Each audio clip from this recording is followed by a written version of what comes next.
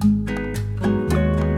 a world full of different personalities and faces, everyone is facing a lot of circumstances. Is it possible for us to recognize who is real and authentic?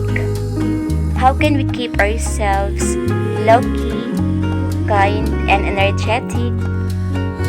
Bigla ko tuloy naalala ang kantang ito. Sino po ang nakakaalam nito?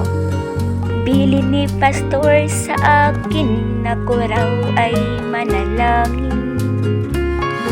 Maging maingat sa aking mamahalin. Huwag padadala sa bugso ng damdamin. Kay sarap mahalin, bunga ng dalag. Sumasang-ayon ka ba, di ba? Napakasarap sa pakiramdam kapag ang mga bagay o ang mga taong mahalaga sa ating buhay ay nakuha po natin sa pamamagitan ng isang panalangin. Words to ponder for today.